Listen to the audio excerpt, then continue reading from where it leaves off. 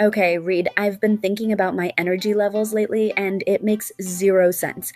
Some days I wake up, I'm functional, I'm hyped, I feel like I could run a marathon before breakfast. Phew! But then today I've had the exact same amount of sleep, but I feel like I'm moving through waist deep mud. I'm awake, but the engine just isn't catching. Well, Zoe, I have a theory for you. You aren't actually out of energy, you're just out of coolant. Coolant? I'm a human, Reed, not a Honda Civic. From a biological standpoint, you're closer than you think. You're currently on your third coffee trying to force that hype back, right? Obviously, I'm trying to jumpstart the battery. Benefit first truth is caffeine is just a loan on energy you don't actually have. But water is the hardware upgrade. Most people know they should drink it, but they don't know that even 1% dehydration, which you won't even feel as thirst, literally shrinks your brain tissue. That waist-deep mud feeling, that's your brain trying to operate while it's physically dehydrated. Wait, my brain is shrinking? Is that why my engine isn't catching today? Exactly. Today we're talking about the hidden ROI of hydration. It's not about being healthy, it's about fixing the lag so every day feels like one of those high energy days. Okay, lay it on me. Why does my brain care so much about a glass of water? Think of your brain like a sponge. When a sponge is dry, it's stiff, brittle, and doesn't absorb anything. When it's wet, it's flexible. Science shows that when you're dehydrated, your brain has to work twice as hard to perform simple tasks. We call this ventricle expansion. Your brain cells lose volume and the gaps between them grow. That effort you feel when trying to focus, that's your brain physically struggling to bridge those gaps. So you're telling me I'm out here trying to solve complex work problems with a brain that's essentially a shriveled up raisin? No wonder I spent 20 minutes earlier trying to remember my own Netflix password. My brain cells were probably shouting across the canyon at each other. Precisely. And it's not just your memory, it's your emotions. A major study showed that low fluid intake spikes your cortisol, the stress hormone. Hold on, so when I got irrationally angry at that clipping sound my neighbor's lawnmower was making this morning, that wasn't personality?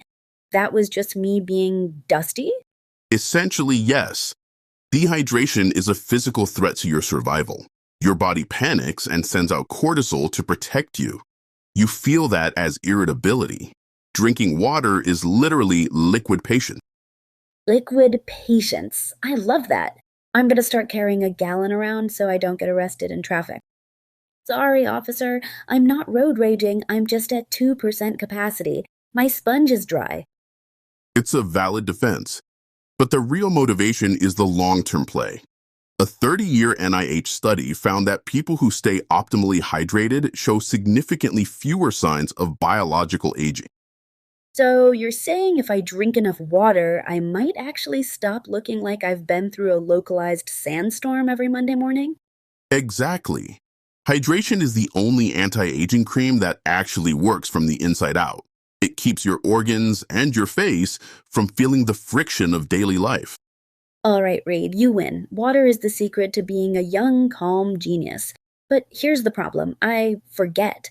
I get into a flow state and 3 hours go by before I realize I haven't taken a sip. That's because you're relying on willpower, and willpower is a finite resource. We need to use environment design. You mean like carrying a giant jug with motivational quotes on it? Not necessarily. Think visual triggers. Behavioral science shows that simply keeping water visible increases consumption by 25%.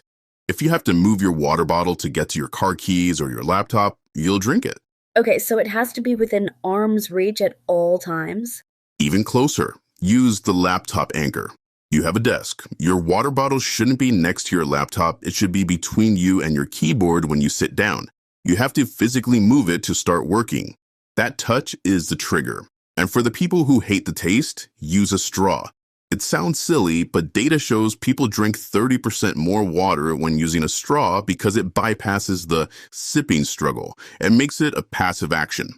And here's the pro tip. Stop the vertical chug. If you chug a liter of water at once, your body thinks it's a flood and flushes it out.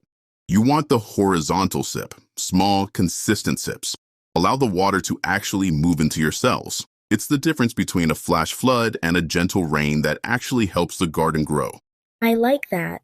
Gentle rain. So, what's my move for the next 2 days? We're starting with the pre-game pint. Sounds like a happy hour strategy. It's a morning strategy. You lose nearly a liter of water just by breathing while you sleep. You wake up in a brain-shrunk state. Tomorrow morning, before you touch your phone, before you start the coffee, you finish 8 to 10 ounces of water. And sure to have a jug of water on your bedside. Water is the gatekeeper to the coffee. Exactly. Do that for 48 hours. Notice if that 2 p.m. lag starts to disappear. Okay, I'm looking at my water bottle right now, and I'm actually starting to respect it. It's like a little blue soldier standing guard over my productivity. Really is. It's the simplest competitive advantage you have. While everyone else is out there vibrating on their fourth espresso and wondering why they're snapping at their coworkers, you're just float. Smooth. I'm going to be so hydrated that I'm basically going to be a human slip and slide. My skin is going to glow so hard, people are going to need sunglasses just to talk to me in the hallway. That's the spirit. But remember, the goal isn't to be a water person. The goal is to be a functioning person. Right. Not a raisin. Got it. So, to the person listening right now, if you're staring at your phone, feeling that weird, heavy, I want to take a nap, but I just woke up feeling, this is your sign. Put the phone down, walk to the sink, and re-inflate your potential. Seriously, do it for your Netflix passwords. Do it for a better version of you. Do it because you deserve a brain that actually works. Well said. That's it for today's upgrade. I'm Reid. And I'm Zoe. Go find a faucet. We'll see you in the next one. Cheers to a better version of you.